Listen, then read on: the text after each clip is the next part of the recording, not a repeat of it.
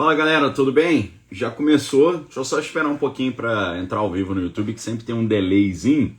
Então a gente já vai entrar aí. Sejam bem-vindos, uma alegria enorme contar com a presença de vocês aqui novamente para mais uma aula aqui exclusivíssima para você entender as doideiras que a gente está vivendo no mundo hoje, né?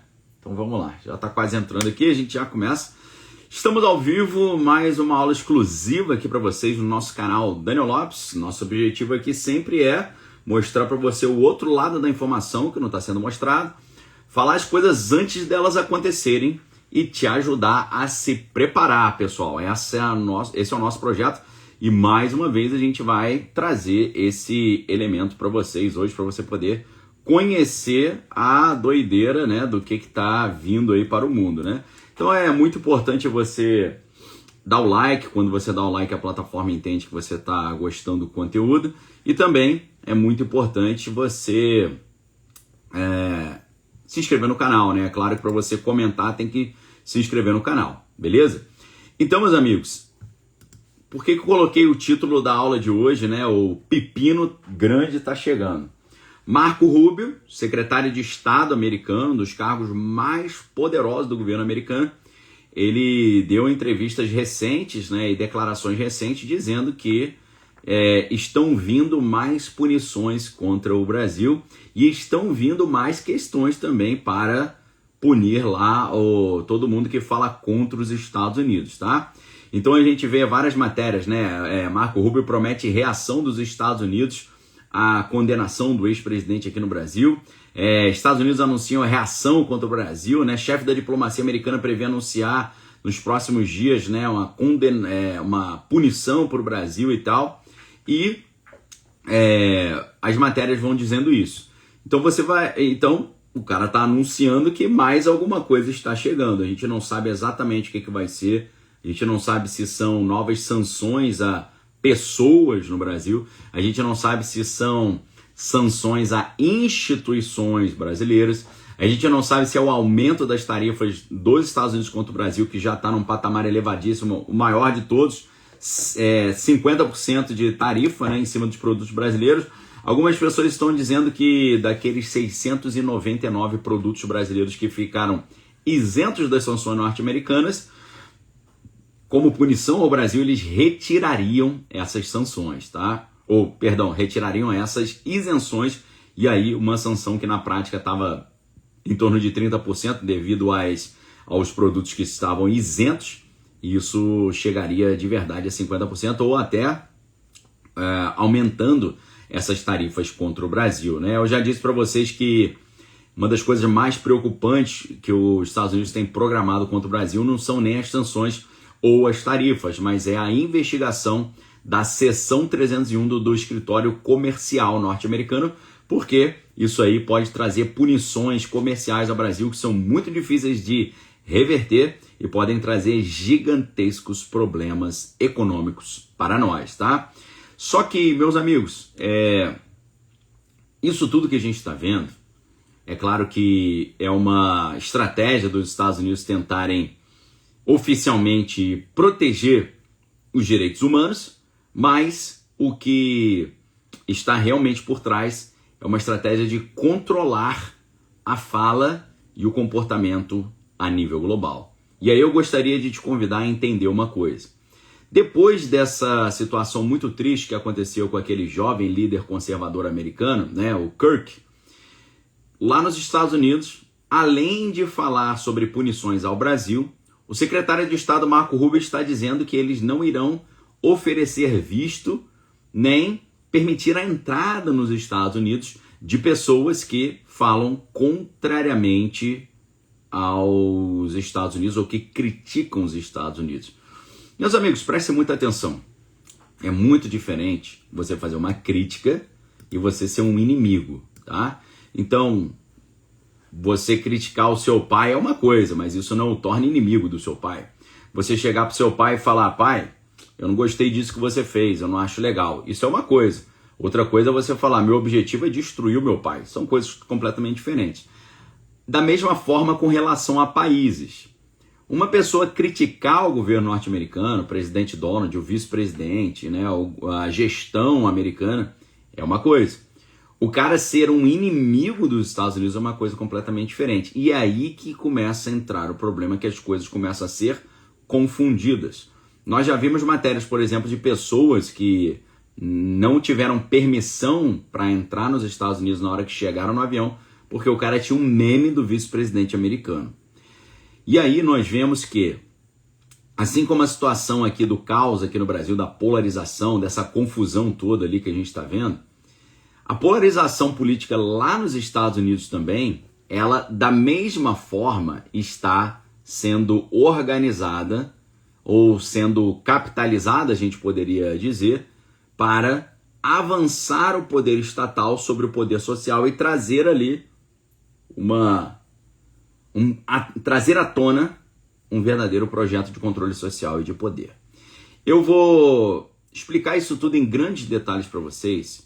E eu vou mostrar para vocês que, sem você perceber, o mundo já implementou o crédito social, ok? Você fala assim, caramba, lá em Pequim tem crédito social. Dependendo do que o cara fala nas redes sociais, ele pode ou não entrar numa faculdade, viajar, pegar um empréstimo, sair da sua cidade, por aí vai. E aí você que é brasileiro pensa assim, graças a Deus, isso só existe lá em Pequim. Meus amigos, eu quero revelar a vocês que toda essa confusão que está acontecendo aqui no Brasil e a confusão que está acontecendo lá nos Estados Unidos, né, esse caos que está sendo instaurado depois que eliminaram aquele jovem líder conservador americano Kirk, meus amigos, eles estão capitalizando em cima disso tudo para avançar um projeto de poder e avançar um projeto de controle e implementar, diante dos seus olhos, o crédito social. Por que eu estou falando isso, meus amigos? Porque de uns anos para cá, 2 anos para cá, os americanos eles começaram a olhar as redes sociais das pessoas para saber se eles vão liberar um cara de entrar lá ou não. Só que aí, meus amigos, quando você recebe autorização para entrar no lugar ou não, baseado no que você posta nas suas redes sociais, você está sendo premiado ou punido pelas suas opiniões, ou você está sendo premiado e punido pelas suas posições, ok? Se um país vai definir quem entra ou não no seu território, baseado no que as pessoas publicam nas suas redes sociais e nas suas opiniões políticas e nas suas críticas ou elogios, isso já é, na prática, a implementação do crédito social. Se você fala coisas positivas sobre um país, você é bem-vindo. Se você faz críticas ao país, você deixa de ser aceito ali. Isso significa a implementação do crédito social diante dos nossos olhos, ok? E é nesse momento, meus amigos, que a gente entende como é que as coisas funcionam. As coisas sempre funcionam e elas operam assim de forma suave, através da suavidade, devagarinho vai chegando e vai sendo implementado. Então, eu estou aqui revelando para vocês que esse negócio de analisar redes sociais das pessoas para permitir você entrar ou não, já é a implementação do crédito social. E isso é altamente preocupante, porque o crédito social, ele é um controle da opinião. Ele é um controle do pensamento. Ele é um controle do comportamento. Ele é já uma engenharia comportamental, em que você, quando está ali falando a favor, você é bem-vindo. Quando você não está falando a favor, você não é bem-vindo. Sabe sabe qual o problema disso? O problema disso é que isso vai diretamente contra todos os preceitos do Estado de Direito, todos os preceitos daquilo que a gente tem como liberdade de expressão e democracia, ok? E isso já está no mundo sendo, diante dos nossos olhos, colocado como uma coisa boa para proteger a nossa segurança. Meus amigos, quem não conhece a história está fadado a repetir os erros do passado. Muita gente fala assim, não tem problema nenhum o cara aceitar alguém que é contra o país. Não é que alguém que é contra o país, o cara não foi aceito porque ele tinha um meme do vice-presidente no celular. Será que ter um meme do vice-presidente no celular torna a pessoa indigna de entrar no país. Isso é crédito social, isso é controle da opinião, isso é controle do comportamento, isso é premiar ou punir uma pessoa pela sua visão política. Isso é uma tentativa de controlar a liberdade de expressão, e isso é uma tentativa de limitar aquilo que é falado, premiando ou punindo a pessoa dependendo daquilo que ela pensa, beleza? Então, meus amigos, aqui que está a grande questão. Por quê? Você só pode achar normal isso se você não sabe nada de história, se você não estudou nada, se você é um cara completamente leigo e ignorante.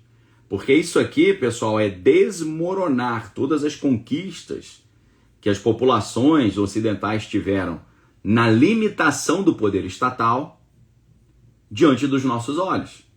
Deixa eu perguntar para vocês, meus amigos, vocês sabem qual foi, assim, o protótipo da primeira Constituição e a finalidade dessa primeira Constituição? Vocês sabem disso? Vocês conseguiriam me apontar isso, tá? E eu já digo para você, sabe por que o Brasil está nessa situação precária em que ele está? Sabe por quê? Porque as pessoas não conhecem a ideia do que é a democracia e da ideia do que é o Estado de Direito. As pessoas simplesmente não conhecem, ok? Ismael acertou, tá? Tem gente aí que tá ligado. Meus amigos, aquela que é considerada a primeira Constituição é a Magna Carta, que é um documento lá da Inglaterra de 1215. E esse documento, eu gostaria de perguntar para você, a Magna Carta, ela tinha qual objetivo, tá? 1215, meus amigos. A gente está falando sobre, fizer uma continha rápida aqui, 810 anos atrás. Quem acha normal tudo isso que está acontecendo, a redução do poder social e o aumento do poder estatal, tá com 810 anos de atraso de estudo, tá? Por quê? O objetivo da primeira Constituição que existiu era limitar o poder do rei, tá? Quando o povo inglês conseguiu impor ali a Magna Carta, isso foi porque o povo queria limitar o poder do rei, estabelecendo princípios de direitos individuais, como o direito a um julgamento justo e a proteção contra impostos excessivos. A Magna Carta ela foi assinada pelo rei João, chamado João Sem Terra, e ela foi resultado de uma revolta dos barões que exigiram que o monarca obedecesse às leis, tá? Embora inicialmente beneficiasse só os nobres, né? A Magna Carta ela se tornou um marco fundamental na ideia de Estado de Direito, né? E inspirou a criação de constituições, declarações de direitos, incluindo a própria Constituição americana, tá certo? Então, a primeira Constituição que existiu, assim, nesse formato, que é a Magna Carta, ela surge para limitar o poder estatal para simplesmente permitir que as pessoas não fossem sujeitas às vontades malucas do rei. Então, meus amigos, se a gente não entende qual é o propósito do Estado de Direito, como o Estado de Direito foi consolidado, qual é a finalidade de você criar essas leis, a importância de você limitar o poder dos governantes. Se você não entende essas conquistas, você está completamente alienado e você vai achar normal essas maluquices que a gente está vendo. Por isso, meus amigos, esse sistema de crédito social que está sendo implementado, ele já envolve uma total reconfiguração do poder e uma desconstrução programada, tá? Uma demolição controlada do Estado de Direito. E é aí que eu vou propor uma teoria para vocês de que a ideia de crédito social é uma ideia que está diretamente contra o conceito de democracia representativa, Estado de Direito e liberdade de expressão. O conceito de crédito social ele surgiu em 1924. 101 anos atrás. Você acha que crédito social é coisa nova, meus amigos? Crédito social é um conceito que tem 101 anos. E quem não sabe os perigos da ideia do crédito social está com 101 anos de atraso. E para eu te explicar o problema desse conceito e como eles estão usando a eliminação do jovem lá nos Estados Unidos e a situação de polarização política no Brasil aqui para poder implementar e avançar esse sistema que vai contra a ideia de Estado de Direito, eu gostaria de te lembrar só de dar o like, tá? A gente está com 9.297 pessoas assistindo ao vivo e apenas 3.978 likes. Isso é inaceitável, meus amigos. Eu preciso que vocês deem um like, tá? Se você está gostando dessa aula, lembrando que você está tendo uma aula aqui com um cara qualificado, né? Eu sou jornalista formado pela Universidade Federal do Rio de Janeiro, estudei lá comunicação social, análise de mídia, depois fiz uma graduação em teologia na Universidade Metodista de São Paulo, fiz um mestrado em linguística na Universidade do Estado do Rio de Janeiro, analisando jogos de poder, manipulação, persuasão e convencimento. Depois continuei meus estudos com doutorado nessa mesma área da análise de discurso francesa, de base enunciativa, analisando como jogos de poder e persuasão e convencimento acontecem na linguagem. Então, para você que entende, né, a qualidade da aula que eu estou te dando, fui professor de filosofia da educação, né, na Universidade Federal do Rio de Janeiro, fui professor de linguística na Universidade do Estado do Rio de Janeiro. Você está tendo aula com um professor ali que tem uma base legal para te dar essa aula, né? E um professor que, ao contrário da maioria, é cristão e é conservador, beleza?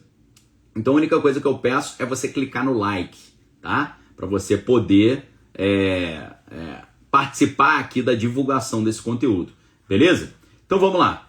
Crédito social, meus amigos, é um assunto que você deveria dominar muito, porque isso está sendo implementado para tentar controlar você, controlar sua opinião, seu pensamento, seu comportamento. O conceito de crédito social, como eu estava dizendo, surgiu em 1924 com o engenheiro escocês Clifford Hill Douglas, né? Ele escreveu um livro chamado Social Credit, crédito social. O objetivo era resolver, segundo ele, o desequilíbrio entre a produção industrial crescente e o poder de consumo limitado das massas, tá certo? As coisas mais nefastas, elas sempre surgem com um argumento bom, não é para te ajudar, né? Sempre as coisas mais destrutivas surgem para ajudar. Então o que ele estava dizendo? Olha, a produção industrial está muito grande, mas o povo não tem condição de consumir esses produtos, então a gente tem que dar um crédito para a galera. Então, qual era a ideia? A ideia era a emissão de um crédito social universal pelo Estado, instaurando uma espécie de democracia econômica no nome dele, tá? Lógico que para ele sempre é democrático, né? Você pode ver que os países mais tirânicos, eles têm democracia no nome, né? Porque é para tentar esconder a realidade. Então, assim, primeiro, é muito difícil você mensurar esse crédito real fora do sistema monetário, né? E essa proposta, ela já estava antecipando, sabe o quê? O crédito social sempre caminha junto com a ideia de renda básica. Então, o projeto do crédito social que vem dizendo que vai ser melhor para o povão é para tornar o povão completamente vassalo do sistema. E é isso que eles estão fazendo agora, implementando esse neofeudalismo tirânico, tá? Então, quando a gente pega, por exemplo, o livro de Gary Allen e Larry Abraham, Política, Ideologia e Conspirações, que é o livro de 1971, a gente vai ver que ideias emancipatórias, ideias para ajudar o povão, frequentemente elas são capturadas pela elite econômica e convertida em exatamente o contrário da proposta original, convertida de liberdade e benefício para o povo para instrumento de controle. E é exatamente isso que está em jogo aqui. Inclusive, eu quero pedir a ajuda aí da minha equipe que está online para a gente pedir lá para a Livraria Daniel Lopes o máximo de desconto possível no livro Política, Ideologia e Conspirações, do Gary Allen, tá? Então, pessoal, por gentileza, a galera da equipe, me deem essa ajudinha aí, entrem em contato lá com a livraria e peçam um desconto maior possível para o livro Política, Ideologia e Conspirações, do Gary Allen e Larry Abraham, tá? Que eu quero o melhor desconto possível aqui para vocês. Lembrando que o livro Ponerologia, Psicopatas no Poder, que é um livro que a gente tem estudado todos esses dias, ele continua com um descontão, tá? A gente vendeu tanto livro, tanto exemplar desse livro, que a gente está quase esgotando o estoque, tá? Então, se você quiser, tá aí para vocês, tá? Ponerologia, Psicopatas do Poder, Psicopatas no Poder, tá com 40% de desconto, saindo de R$ 107,50 por R$ 64,50, tá bom? Então você pode adquirir visitando lá a livraria.daniellopes.com.br, tá? E aí, meus amigos, é claro, eu preciso lembrar a vocês, o mundo pode muito facilmente ser dividido entre quem lê e quem não lê, tá? Quem lê está preparado para se proteger. Quem não lê é massa de manobra.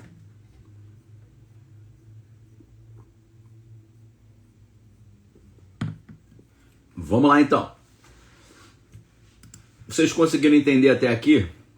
Sempre que algo é apresentado para ajudar o povo, geralmente é para ferrar com o povo, tá? Gary Allen e Larry Abraham, nesse livro, explicam isso. No livro, eles dizem que não há contradição entre o capitalismo financeiro e os regimes autoritários. Por quê?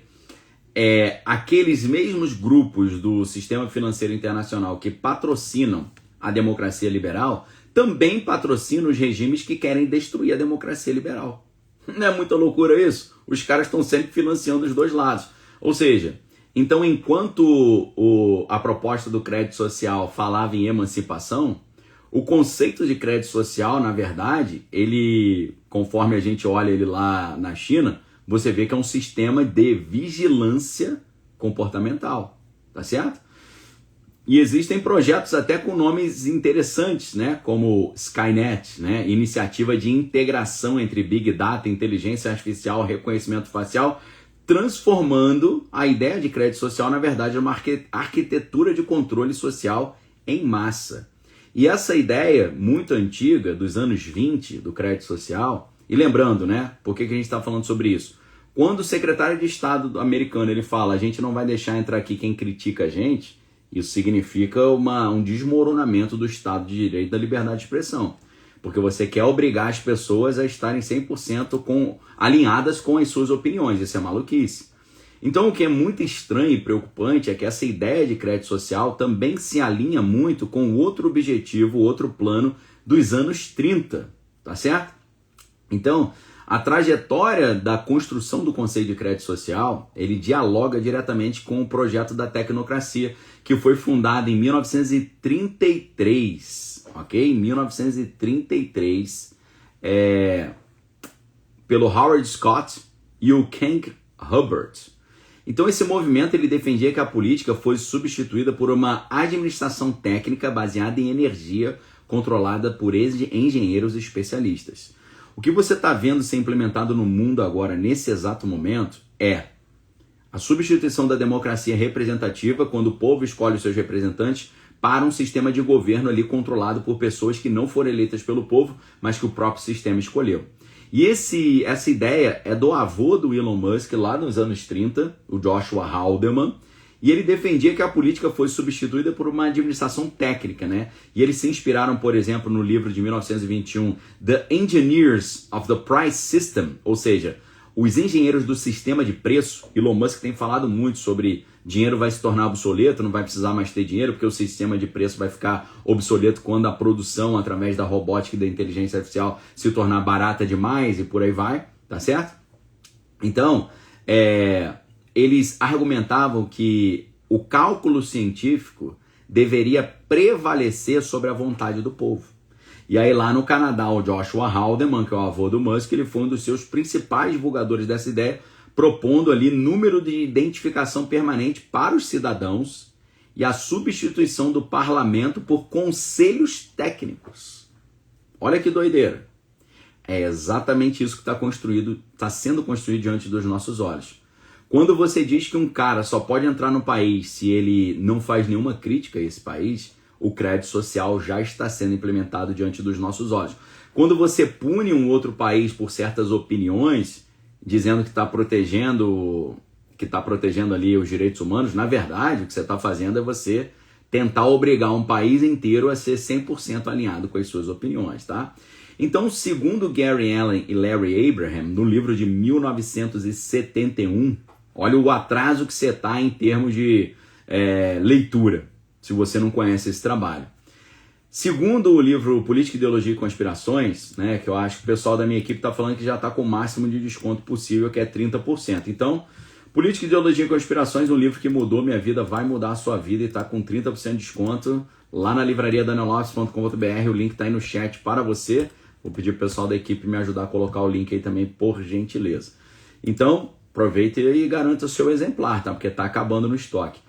Segundo esse livro, esse tipo de projeto ele não surge isoladamente. Para eles, são exatamente os magnatas do planeta, os controladores do sistema financeiro internacional, como a família do Escudo Vermelho, a família lá dos roqueiros Fellers, né, Rockers e Fellers. Foram eles que patrocinaram movimentos tecnocráticos e centralizadores. Porque eles viam nessa tirania, nessa racionalização social, um passo necessário para criar uma ordem internacional controlada. Está na página 102 do livro. Então, a tecnocracia e essa tecnologia monitorando todo mundo e garantindo que todo mundo tenha o pensamento oficial, senão não vai ter benefício social, não vai ter crédito social. Isso aí, meus amigos, não é fruto de uma utopia excêntrica, mas é parte de um programa de planejamento global conduzido pelas elites financeiras, tá? Então, hoje, com essa tecnocracia algorítmica, né, os algoritmos monitorando o que está todo mundo falando, pensando, comprando e vendendo, isso já é a realização desse ideal, tá? Então, o que antes era uma teoria, né, uma teoria de controle social por meio do monitoramento total, agora se tornou uma prática consolidada que é apresentada com a desculpa de trazer o quê? Eficiência, mas funciona, na verdade, como um sistema de controle total. E isso aí, meus amigos, é a erosão do conceito de Estado de Direito. Por que hoje o poder social está diminuindo tanto e o poder estatal está aumentando tanto? Porque as garantias constitucionais estão diminuindo e o poder estatal está voltando. Por que toda a limitação do poder dos governantes está diminuindo e o poder dos governantes está ficando muito grande? É porque as pessoas não sabem o que é Estado de Direito. E eu quero argumentar aqui para vocês hoje. Não saber o que é Estado de Direito hoje se tornou um dos maiores perigos para a humanidade. Perfeito? Se você não sabe o que é Estado de Direito, né, você precisa saber isso para ontem, ok? Para você não ficar sujeito a esse sistema nefasto de controle que está sendo implementado leste, oeste, norte, sul, no mundo inteiro, você precisa saber o que é Estado de Direito. Eu vou explicar para você agora o que é. Eu gostaria só de lembrar a vocês a urgência da gente dar o like. A gente está com 11.428 pessoas assistindo, mas apenas 6.600 likes. Exatamente metade das pessoas que está assistindo não deu o like. Então, meus amigos, aproveita e dá o like. Quando você dá o like, a plataforma entende que você está gostando do conteúdo, manda para mais pessoas. E também quando você dá o like, a gente consegue fazer a famosa palhinha da arca, tá bom? Então já aproveita aí para você fazer a palhinha da arca, beleza? Então, o que é Estado de Direito? Meus amigos, Estado de Direito, ele foi um conceito criado pelo A.V. Dicey lá em 1885 e ele vai declarar que a lei ela tem uma prevalência, ele vai propor a igualdade jurídica e as garantias contra as arbitrariedades, tá certo? Isso é o Estado de Direito. O Estado de Direito são conquistas que as populações tiveram para limitar o poder dos governantes, para não amassarem e oprimirem as populações.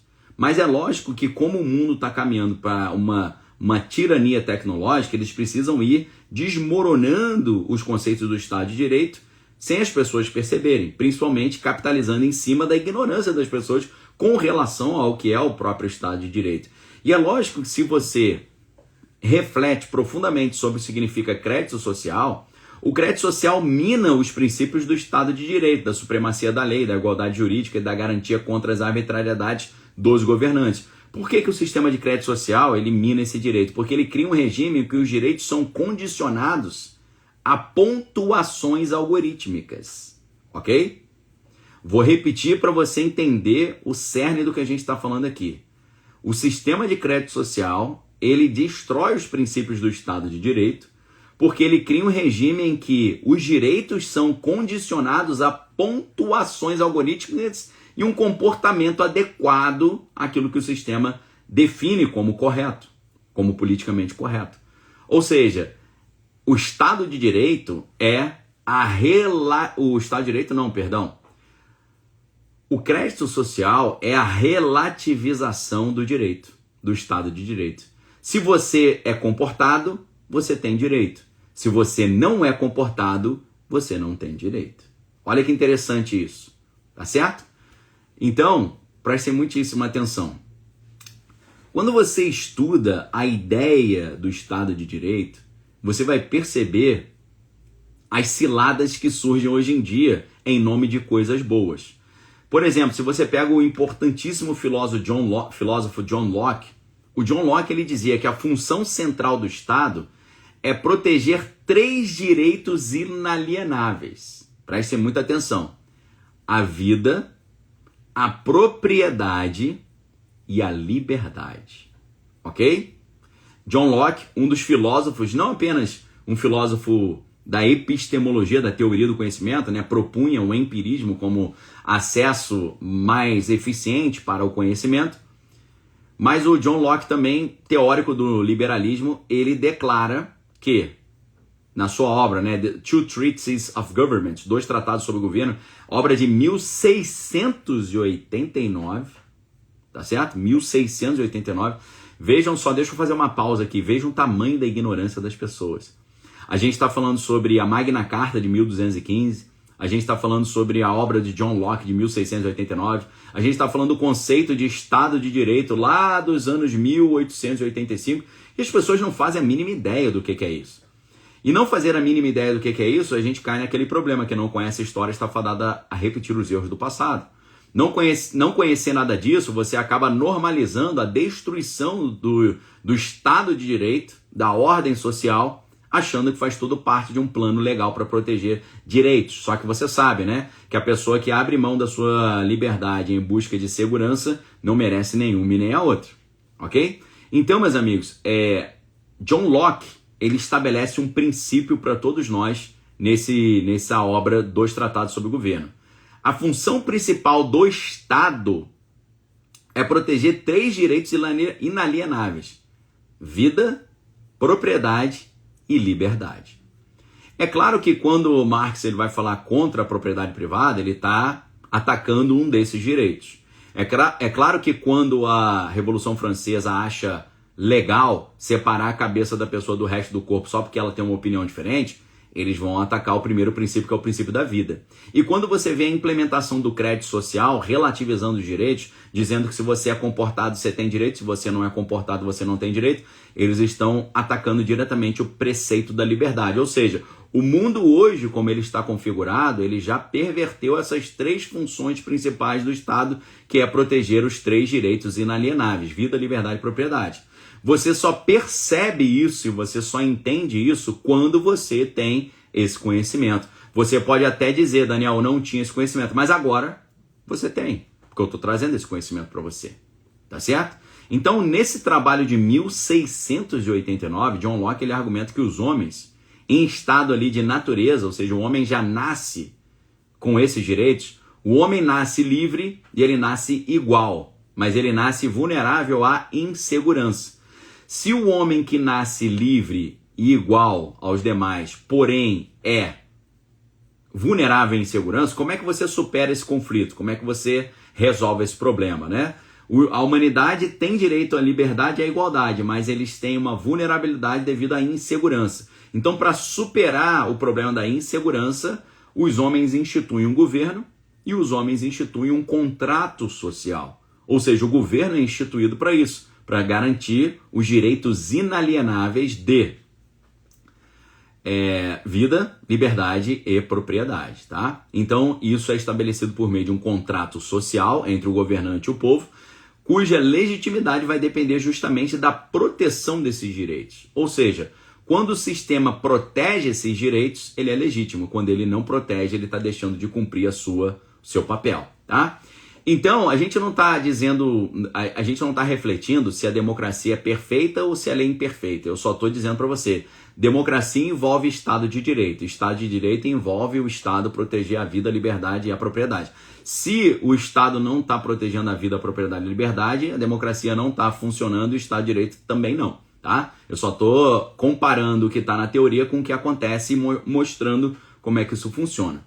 Então, qualquer sistema que esteja violando sistematicamente a vida, a liberdade ou a propriedade, ele não está mais adequado à proposta original. Então, o núcleo do pensamento de John Locke é o seguinte: limitar o poder estatal em nome da segurança individual e da autonomia privada. Sempre que alguma ideia tenta tirar o teu direito pelo que você pensa e tenta controlar o que você está pensando, está indo diretamente para cima desses preceitos de John Locke, tá? Agora, se a gente pensa, por exemplo, em Immanuel Kant, ali uns 100 anos depois, Immanuel Kant, importantíssimo filósofo, né, da crítica da razão pura, né, mudou completamente a história da ciência, da filosofia da humanidade, mas Immanuel Kant ele também tem outras obras que falam mais sobre essa questão de filosofia política e questão moral, né? Ele tem a fundamentação da metafísica dos costumes de 1785 e a metafísica do costume de 1797, onde as noções de liberdade são elevadas ao plano que ele vai chamar da dignidade moral. Ou seja, para Kant, o ser humano deve ser sempre tratado como fim em si mesmo e nunca como um mero meio para fim externo. Ou seja, o ser humano ele tem os seus direitos e você não pode usar o ser humano como massa para atingir um objetivo. Isso é o que Kant chamava de imperativo categórico, né? Imperativo categórico, o objetivo é fornecer uma ética universal para os direitos humanos. Então, nesse sentido, dentro da filosofia de Kant e de John Locke, quando você reduz uma pessoa a um mero número, a um dado ou a um objetivo de manipulação, isso está violando completamente a condição de um sujeito moral autônomo, ok?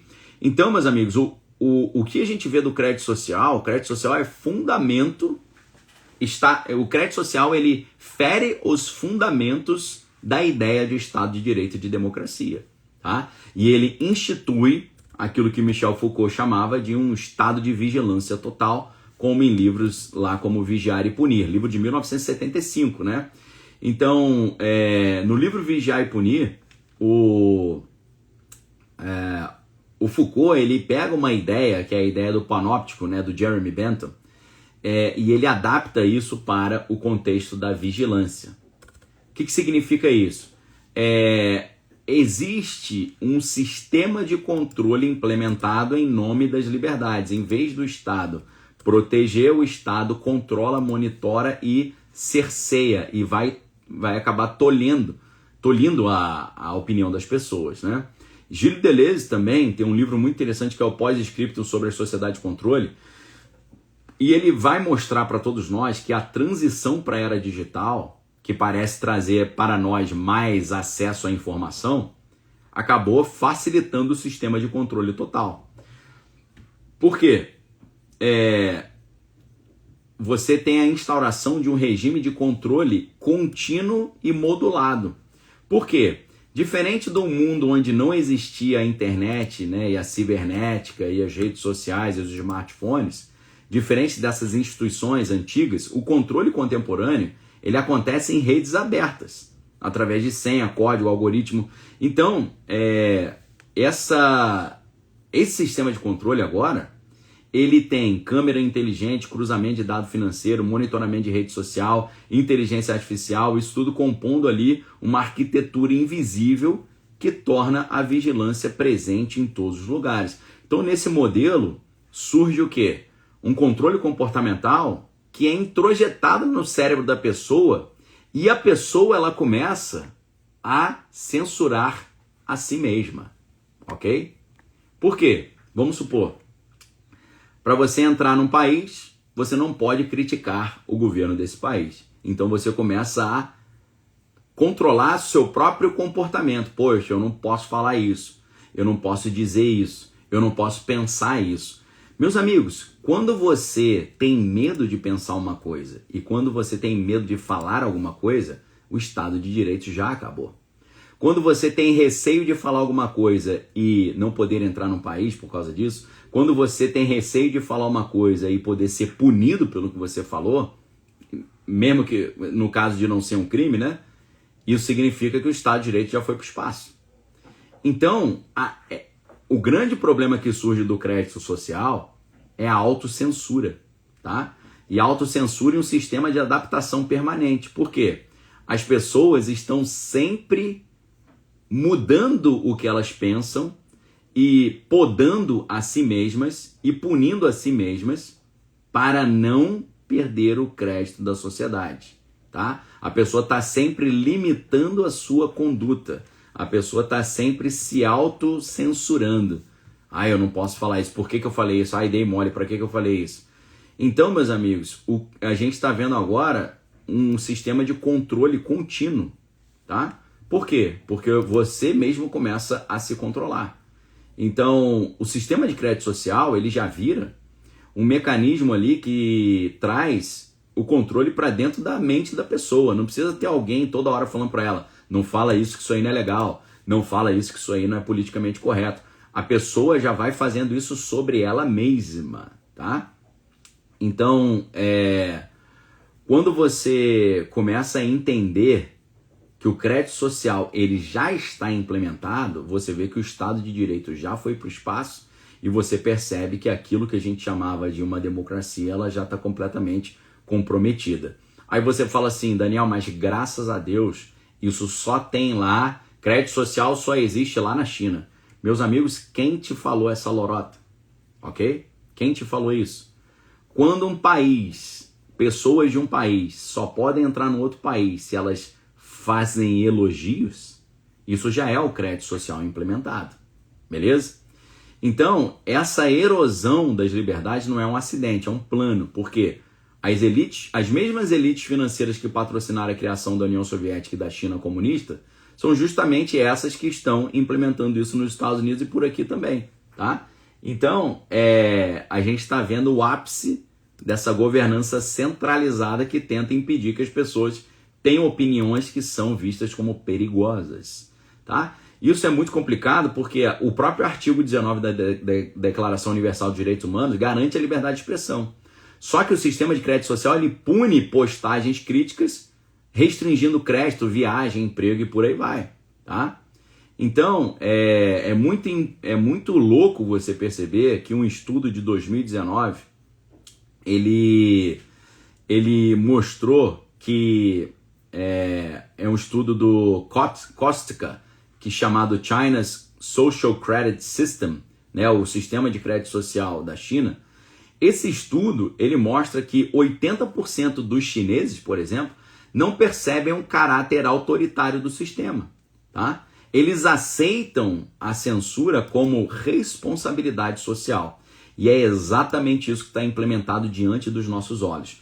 Depois da eliminação daquele jovem americano lá nos Estados Unidos, sabe o que a Pam Bondi, que é a Procuradora-Geral dos Estados Unidos, está dizendo? Ela está falando que qualquer um que criticar essa situação será punido e será eliminado. E as pessoas vão falar, tem que punir mesmo, porque isso aí é responsabilidade social. Meu amigo, deixa eu te dar uma dica nesse momento. Nunca festeje os sistemas novos de punição para o seu inimigo. Porque o mesmo sistema que você está celebrando quando cai no seu inimigo, ele outro dia pode cair em você. É sempre a mesma desculpa. Nós precisamos punir as pessoas X. E para punir as pessoas do grupo X, precisamos criar uma lei nova. Aí essa lei nova pune o grupo X, Y, Z e todo mundo. Ok? Quando aconteceu aquela situação lá em Nova York, quando aqueles 2 prédios caíram lá, aquelas torres caíram, os Estados Unidos criaram uma legislação para punir os inimigos da sociedade. Logo depois, essa mesma legislação começou a punir os próprios cidadãos americanos que tinham opiniões diferentes do que o sistema queria. E exatamente a maior sagacidade do sistema é criar um sistema autoritário que seja divulgado como responsabilidade social, como segurança, como proteção. Não, a gente vai acabar com o Estado de Direito, mas é para te proteger. Nunca isso pode ser aceito. Ok? Nunca isso pode ser aceito. Por quê? Porque uma pessoa basicamente estudada, ela sabe que o poder mais eficaz é o poder que se apresenta como sendo legítimo, natural e benéfico. Ok? Então, meus amigos, o controle do pensamento e da fala nunca foi só uma questão de proteção da sociedade. Na verdade, ele é uma proteção das elites. Ok? Então, em 2019, para você ter uma ideia, o Departamento de Estado americano passou a exigir dado de rede social nos pedidos de visto. Em 2025, a administração atual ela revogou mais de 300 vistos ali por postagens críticas aos Estados Unidos ou a favor lá do conflito lá no Oriente Médio, tá? Então, essas medidas, eles criam um respaldo jurídico para essas medidas, mas na prática, o que a gente vê é uma punição disfarçada, né? Esse movimento confirma a tese de que as fronteiras ideológicas entre esquerda e direita, né, certo e errado, elas são secundárias diante desses interesses globais dessa elite, tá? Então, quando você entende que a elite financiou tanto o capitalismo quanto o comunismo, você percebe que, na verdade, eles começam com uma nova lei punindo o comunista, mas daqui a pouco está punindo o capitalista também. Eles criam uma nova lei que agrada os comunistas punindo o capitalista, mas daqui a pouco a mesma lei é usada para punir o outro time, tá? Então, se você conhece um pouquinho da história dos governos, você vai ver que isso é um perigo gigante. Qual é a conclusão disso que a gente está refletindo aqui hoje?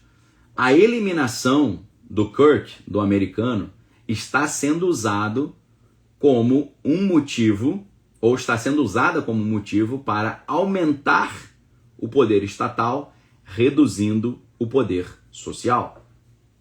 Está sendo usado como uma ferramenta para aumentar o controle do que as pessoas falam, pensam, dizem e fazem. Tá certo? Então isso aqui, meus amigos, é um enorme problema. É um enorme problema. Sabe por quê? Porque isso está programado para acontecer aqui também, tá? E aí, meus amigos, eu gostaria de trazer uma reflexão importantíssima para vocês agora, para mostrar para você que, para que esse sistema continue implementando os próximos passos, eles precisam de um evento catalisador. E esse evento catalisador, eu quero explicar para vocês o que está programado a partir de agora. Mas para isso, para a gente fazer a nossa famosa palhinha da arca, a gente precisa bater a nossa meta de likes de hoje. E a nossa meta de likes de hoje, meus amigos, a gente está com 12 mil pessoas assistindo ao vivo e apenas 9.400 likes. Vamos combinar 11 mil likes? A gente vai precisar só de 1.600 likes, o que para vocês é tranquilo. Então, enquanto eu vou dar uma olhada nos comentários que a galera está fazendo aqui, eu gostaria de pedir para vocês acelerarem no like, para que a gente já volte aqui. Eu quero explicar para vocês o que está programado como os próximos passos de eventos que estão programados para acontecer, que irão acelerar essa agenda de controle total. Beleza? Vamos lá então? Muito obrigado aí, todo mundo está assistindo, todo mundo que já deu like. Deixa eu só dar uma olhadinha aqui.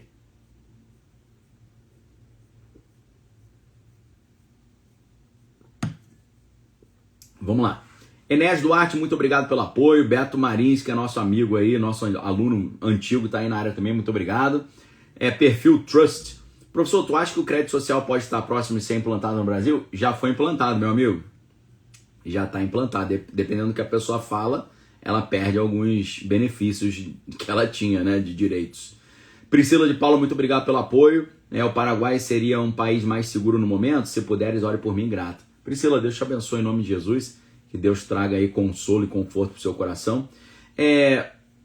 O Paraguai e o Uruguai são vistos ali como opções interessantes, né? O Uruguai principalmente na questão fiscal, né? A questão dos impostos, mas tem que botar muito no papel, né? E você analisar, né? Caso a caso, então tem que estudar com calma. Lá na Arca a gente tem o curso de Relocação Estratégica que vai exatamente responder essas perguntas, tá? Muito obrigado, Priscila.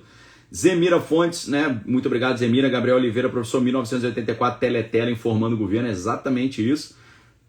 Michele Alcântara, acha que sair do Brasil seja uma boa opção ou ir para a Europa? Meus irmãos, a Europa é o lugar que está mais tenso hoje. Veja o nível de tensão que está acontecendo. A França já até se preparando, aumentando o serviço nos hospitais para poder atender pessoas num eventual conflito. Então o negócio na Europa tá quente pra caramba, tem que ficar de olho, tá? Eu acho que, por enquanto, o melhor lugar para um brasileiro estar é o próprio Brasil. É o lugar mais seguro nesse momento, tá? Dentro desse cenário de um hipotético conflito de proporções mais hemisféricas. Yuri Silva, pré-sal em declínio que trava o futuro energético do Brasil. Adriano Pires dizendo nos 45 minutos do vídeo que só energia renovável não é capaz de sustentar data centers aqui no Brasil. Bom, claro, com certeza não, tá? Acho que era só isso de apoio ao canal aqui que a gente teve. Deixa eu ver se teve outro. Professor, tu acha que o crédito social pode estar próximo? Já respondi, né? Já foi implementado já há muito tempo, né? Dependendo do que o cara fala, ele toma um creu bonito aí, né? E eu acho que é isso, acho que eu li tudo. A gente tá com 10.327 likes, né? A gente combinou 11 mil likes, faltam 670 mais ou menos. Vamos fazer o seguinte então, pessoal. Eu vou partir do princípio que a gente já vai bater a nossa meta. Então eu já vou começar a palhinha da arca e você continua dando like, beleza? Então, meus amigos, nesse momento está decretado o início da palhinha da arca, tá? Deixa eu... Você que estava distraído aí, que depois sempre fala, pô, Daniel, não teve palhinha hoje? Está decretada a palhinha nesse momento. Presta atenção. Todos esses eventos que mexem com a emoção das pessoas, a eliminação do Charlie Kirk lá nos Estados Unidos, a punição do ex-presidente aqui no Brasil, tudo isso, meus amigos, vai ser utilizado para aumentar o controle. Tudo isso vai ser utilizado para reduzir o poder da população, aumentar o poder do Estado. Tudo isso porque este é o plano. Aquilo que a gente vê lá na China é um modelo, tá? Se você pega o livro Política, Ideologia e Conspirações, você vai ver que tanto a China quanto a União Soviética foram patrocinadas pelos bilionários controladores do capital financeiro internacional. Ah, Daniel, mas por que o pessoal capitalista financiaria uma tirania na União Soviética? Financiaria porque a União Soviética e a China têm muitos recursos naturais e eles querem sugar esses recursos naturais sem ter que combinar com o Congresso chinês ou com o Congresso russo. Era só combinar com o tirano que estava governando o país. Então eles colocam tiranos no poder para que, dialogando diretamente com os tiranos, eles dêem uma comissão para esse tirano e retirem todos os recursos naturais que eles precisam desses países, tá? Então, para o sistema de controle global, a tirania é muito melhor do que a democracia, porque aí eles não precisam ficar batendo papo ali, tendo debates nas comissões, nos congressos, ok? Então, quando você percebe que o objetivo dos controladores do mundo é aumentar o controle, reduzir as liberdades, você sabe que isso é o projeto inevitável. Portanto, quando você lembra que foi o Ocidente que patrocinou a China comunista e a União Soviética, você percebe que o capital financeiro internacional do Ocidente, eles criaram esse sistema de controle total lá na China como uma espécie de test drive. Eles estão usando o governo chinês como um teste beta de um sistema de controle total. E a ideia era, se esse teste de sistema funcionasse para 1,5 bilhão de pessoas na China, a gente consegue importar isso para os Estados Unidos. Só que para importar o mesmo sistema de substituição do dinheiro físico pelo dinheiro digital e implementação do crédito social, importar esse sistema da China para os Estados Unidos e para as Américas, você precisa de um argumento. Você precisa de vários argumentos. Você precisa criar um problema para oferecer uma solução. Por exemplo, na Argentina, qual foi o problema que eles criaram? A Argentina, que já foi um dos países mais ricos do mundo, se encontrou numa situação em que metade da população argentina era pobre. Isso é um caos para uma sociedade que se entende como avançada, né, cultural, um país de leitores, de pessoas esclarecidas como a Argentina. Então, para que o sistema chinês fosse implementado na Argentina, eles precisaram quebrar metade do país e criar um caos na sociedade. E nesse caos, o que acontece? Javier Milei, que é do Fórum Econômico Mundial, chega ao poder. Primeira coisa que ele faz quando ele é eleito, ele vai para o Vale do Silício conversar com o pessoal do Vale do Silício, pedir para o pessoal do Vale do Silício não trazer mais empregos para a Argentina, mas implementar o crédito social na Argentina através da renda básica universal. Ele trouxe, junto com o Sam Altman, o WorldCoin, que é o cara escaneia a retina, faz uma biometria digital e vendendo a sua biometria para os controladores tecnocratas, eles têm acesso a uma mesada ali, uma renda básica universal. Então, para implementar o sistema tecnocrático na Argentina, eles precisaram quebrar metade do país, deixar metade dos argentinos abaixo da linha de pobreza.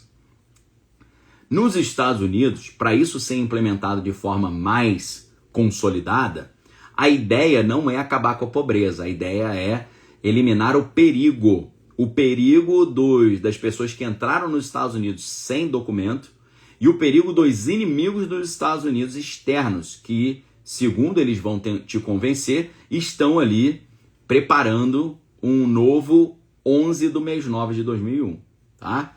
Então, meus amigos, a grande preocupação que está circulando nos Estados Unidos hoje é que, no caso norte-americano, para implementar esse controle total tecnocrático, eles precisam de um novo 11 do mês 9 de 2001. Esse que é o grande perigo. Nesse cenário, para criar uma atmosfera de estamos em perigo, precisamos fazer algo para proteger a nossa segurança, para garantir a nossa segurança, precisamos instaurar um sistema de monitoramento total da sociedade para evitar que uma ofensiva como essa aconteça novamente. Nesse cenário de estamos sob perigo, vamos eliminar o inimigo, vamos garantir a segurança, que sempre a maneira de reduzir as liberdades é oferecendo segurança, né?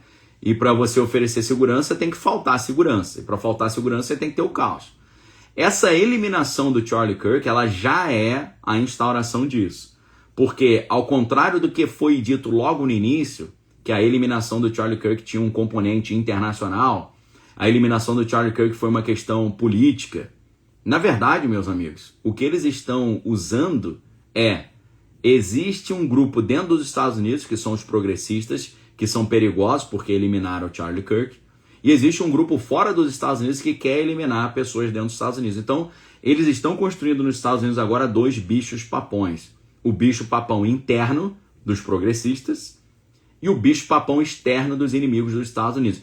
Eu acho, meus amigos, que o culpado pela morte do Charlie Kirk não foi nenhum nem outro.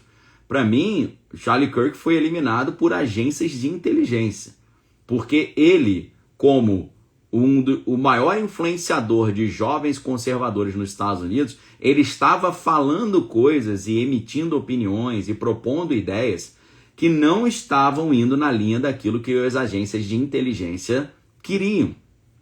Então, como ele estava criando uma nova geração de americanos que estavam desenvolvendo uma opinião contrária às agências de inteligência, ele supostamente teria sido eliminado por essas agências de inteligência para que ele não tivesse esse poder de influência sobre as sociedades jovens, né? Sobre a população mais jovem, tá certo? Isso é o que tá programado lá para os Estados Unidos, ok? Para os Estados Unidos está programado acontecer uma nova situação daquela, igual o que aconteceu no dia 11 do mês 9 de 2001. A gente ora para que não aconteça. Se acontecer, vai ser um absurdo, mas para capturar a mente e o coração dos americanos, gerar um medo suficiente nos americanos para que eles consigam implementar todo esse controle tecnológico, um evento semelhante a esse seria a coisa que precisaria acontecer. Sem um evento como esse, eles não vão conseguir gerar o tanto de medo e de indignação na população americana necessário para implementar esse controle total tecnológico, oferecendo segurança com a contrapartida de reduzir a liberdade. Isso é lá. Por aqui, meus amigos, por aqui o negócio já ele vai numa linha semelhante. Tá? Isso que aconteceu com o Charlie Kirk é o prenúncio de coisas que a gente pode ver acontecendo por aqui. Agora, deixa eu falar um negócio para vocês aqui muito sério. Você tá com seus ouvidos atentos? Você já parou para estudar a biografia da esposa do Charlie Kirk? Deixa eu te fazer essa pergunta. Coloca aí para mim, se você já estudou a biografia dela, coloca número 1. Se você nunca estudou a biografia dela, coloca número 2. Se você sabe quem ela é, a Erika é o nome dela. Se você conhece a vida dessa menina, você coloca 1. Se você não conhece, coloca 2. Meus amigos, você sabia que estudando a vida dessa menina, eu descobri informações muito estranhas sobre ela? Informações assim num nível de estranheza que você não faz a mínima ideia. E eu descobri uma relação dela com outros casos de outras mulheres que perderam seus maridos. Você já viu a história de um... Vamos contar uma história aqui. Jay-Z. Jay-Z não, perdão. Kanye West. Kanye West é um cara que era totalmente envolvido no sistema. Era um cara que jogava o jogo do sistema. Falava o que o sistema queria, pregava o que o sistema queria, cantava o que o sistema queria, tinha as opiniões que o sistema queria. E ele tinha uma esposa, chamada Kim Kardashian. Só que, quando ele começa a mudar de opinião, e quando ele começa a falar coisas que não agradam o que o sistema queria, ele que era acho que foi o cara que mais ganhou Grammys, né? O cara tem 21 Grammys, mais do que qualquer banda, Beatles, qualquer banda da história. O que acontece? A esposa larga ele, a Kim Kardashian, e ele começa a andar com uma menina chamada Bianca Censori. E aí você vai descobrir que a Bianca Censori, ela tem vínculo com agências de inteligência. Ela tem um histórico de vínculos com sistemas de espionagem. E aí o que acontece? Né, o Vini aí tá colocando no Instagram, né? A namorada do Kash Patel, que é o atual chefe do FBI, diretor do FBI nos Estados Unidos. Geralmente, jovens muito promissores e jovens que têm um talento muito grande e que têm ali um poder de influência muito grande, não é raro que eles acabem se envolvendo com mulheres ou pessoas que têm vínculos com o sistema de inteligência e passam a controlá-lo. Ok? Então, amigos, e algumas vezes, quando ele não consegue ser colocado de volta na linha, essa pessoa acaba sendo eliminada. E aí, meus amigos, eu comecei a estudar a história dessa esposa e eu comecei a ter algumas informações assim altamente estranhas sobre ela, tá? Estranhíssimas sobre ela. E, por incrível que pareça, essa história do Charlie Kirk me lembra muito a história, sabe de quem? A história de Ayrton Senna. Você já parou para estudar os últimos dias de Ayrton Senna? Você já parou para estudar como foi estranha a morte dele, de Ayrton Senna? Você já parou para pensar nisso? Então, meus amigos, hoje eu gostaria de mostrar para vocês o que realmente, tá? Agora a gente vai precisar dar um mergulho profundo.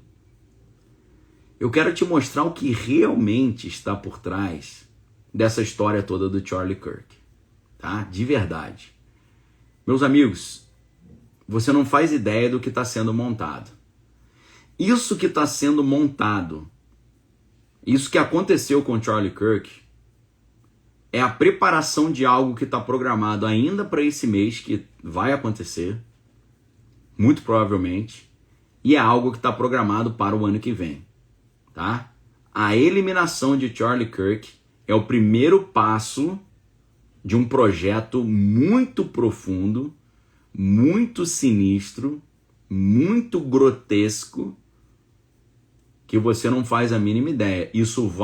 A eliminação de Charlie Kirk e a história misteriosa da sua esposa vai envolver uma trama, meu irmão, que é melhor do que qualquer série que você pode imaginar, tá? Vai envolver tudo que você pode imaginar de tramas que existem internacionais. Vai envolver as coisas mais profundas do mundo da espionagem, da criminalidade, do comércio ilícito. Vocês não fazem ideia. E por incrível que pareça, é uma história muito parecida com a história do Ayrton Senna, a história do Charlie Kirk. E eu tenho certeza, meus amigos, de que quando você ouvir esse lado oculto da esposa do Charlie Kirk, você vai, primeiro, ter uma experiência de caraca, nunca imaginei que seria isso. Agora, você também terá uma experiência de, cara, agora eu entendi todas essas outras histórias, tá? Vou dar um exemplo aqui para você.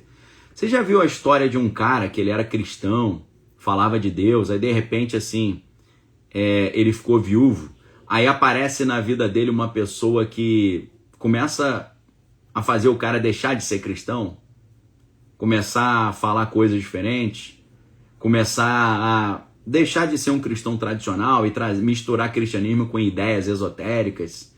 Você já ouviu falar em histórias assim? Né?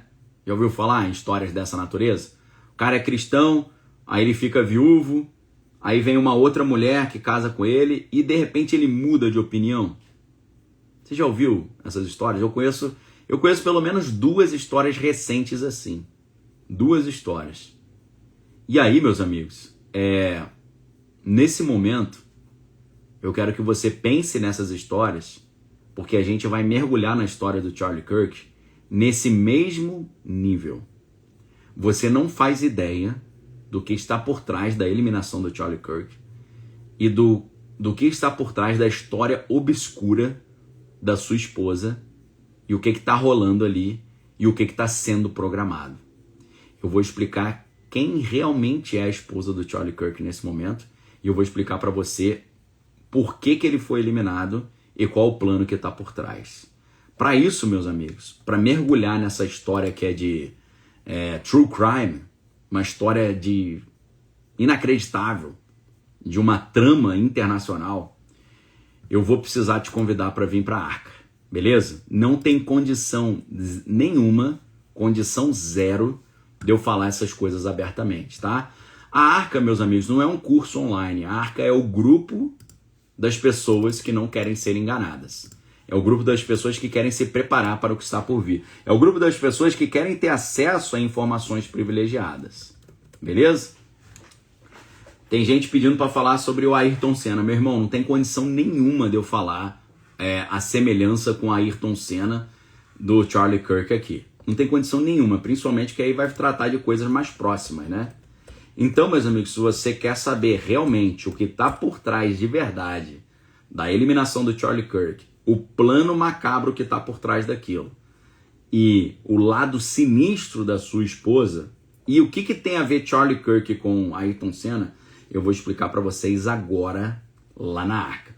Para você vir fazer parte da Arca é muito fácil, basta você clicar no link que está aqui no chat. O link está fixo no topo do chat. O primeiro link aqui embaixo na descrição do vídeo. O primeiro link aqui também no primeiro comentário fixo aqui embaixo do vídeo no YouTube. E o link está na descrição do meu perfil no Instagram. Beleza? Então, meus amigos, você vai saber tudo agora. Tudo vai fazer sentido. E você vai falar, meu Deus, eu não fazia a mínima ideia que isso existia. Tá certo? Vem estudar comigo hoje. Se você fizer assinatura à vista, você vai ter R$ 198,50 de desconto, beleza? Praticamente R$ 200 de desconto se você fizer assinatura à vista. Vem logo, porque hoje eu tenho certeza que essa aula vai fazer o teu queixo cair e você vai pensar, meu Deus, eu não fazia a mínima ideia que o mundo era tão sinistro assim. Vamos lá? Queridos, o link está aí, venham fazer parte do nosso grupo, é uma comunidade de pessoas que está se protegendo, que está estudando. E quem está no Instagram é só acessar o link que está na descrição do meu perfil, o link está aqui no chat. Como diz o Ailton Pinheiro, nosso aluno aí da Arca, partiu a Arca. Vem, galera, você quer saber o que tem a ver Charlie Kirk com Ayrton Senna e quem realmente é a mulher dele e o plano macabro por trás desse caso? Vou te explicar agora. Meus amigos, forte abraço para vocês, fiquem com Deus, examine todas as coisas, retém que é bom e venha receber a maior pancada que você já recebeu na tua vida. Tu não vai acreditar no que eu vou te falar agora. Deus abençoe vocês, galera. Clica aí,